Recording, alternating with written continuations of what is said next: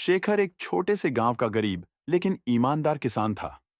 उसकी रोजी रोटी खेतों में मेहनत करके चलती थी। गांव में उसकी ईमानदारी के किस्से मशहूर थे। चाहे किसी का खेत हो या बाजार में सौदा, शेखर ने कभी किसी का विश्वास नहीं तोड़ा था। उसकी यह आदत उसे बाकी लोगों से अलग बनाती थी।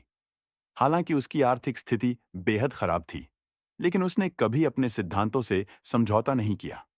एक दिन की बात है, जब सूरज की पहली किरणें धरती पर बिखर रही थीं, शेखर अपने खेत की खुदाई कर रहा था। मिट्टी खोदते खोदते उसका फावड़ा किसी कठोर चीज से टकराया। पहले तो उसने सोचा कि यह कोई साधारण पत्थर होगा, लेकिन जब उसने ध्यान से देखा तो उसकी आंखें आश्चर्य से चौंधिया गईं। मिट्टी के भीतर एक चमकता हुआ सोने का गिलास था। शेखर ने गिलास को उठाया और उसे साफ किया।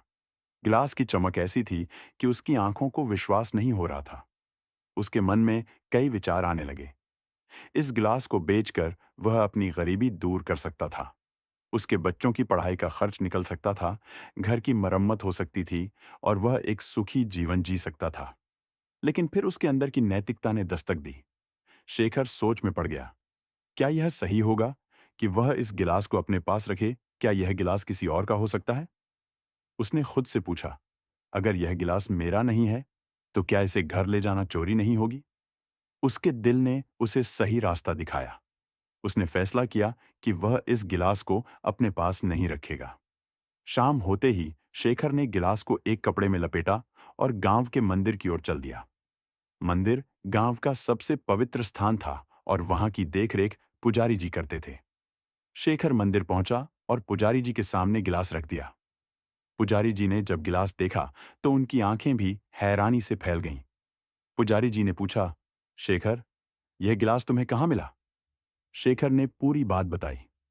पुजारी जी ने उसकी ईमानदारी की सराहना की और कहा, तुमने बहुत बड़ा काम किया है। यह गिलास अब मंदिर की संपत्ति होगा और इसका उपयोग धार्मिक कार्यों में किया जाएगा। भगवान तुम्हें इसका फल जरूर देंगे। शेखर ने सिर झुकाकर कहा, मैंने जो किया वह मेरा कर्तव्य था। मैं इसे अपने पास नहीं रख सकता था। अगले दिन जब गांव के लोगों को इस घटना के बारे में पता चला, तो सभी शेखर की ईमानदारी की प्रशंसा करने लगे।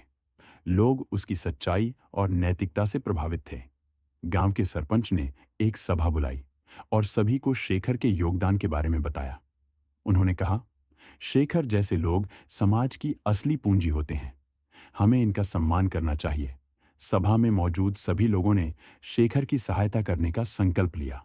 गांव के लोगों ने मिलकर शेखर के लिए आर्थिक मदद इकट्ठा की। कुछ लोगों ने उसके खेत के लिए बीज दिए, कुछ ने उसे खेती के उपकरण दिए और कुछ ने उसके बच्चों की पढ़ाई का खर्च उठाने की पेशकश की। शेखर की आंखें नम हो गईं। उसने कहा, मैंने जो किया वह केवल मेरा धर्म था। मुझे नहीं पता था कि आप सभी मेरी इतनी मदद करेंगे। मैं आप सबका तहे दिल से धन्यवाद करता हूं। धीरे धीरे शेखर की स्थिति बेहतर होने लगी। उसका खेत फसल से लहलहाने लगा।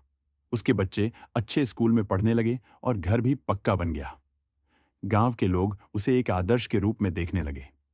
शेखर की कहानी अब केवल उसके गांव तक सीमित नहीं रही, बल्कि आसपास के गांवों में भी फैल गई। इस कहानी ने यह संदेश दिया कि ईमानदारी का फल हमेशा मीठा होता है। जीवन में चाहे कितनी भी कठिन परिस्थितियां क्यों ना आए, सही रास्ते पर चलने वाले व्यक्ति को अंत में सफलता और सम्मान मिलता है। शेखर की ईमानदारी और नैतिकता ने यह साबित कर दिया कि सच्चाई और ईमानदारी कभी व्यर्थ नहीं जाती।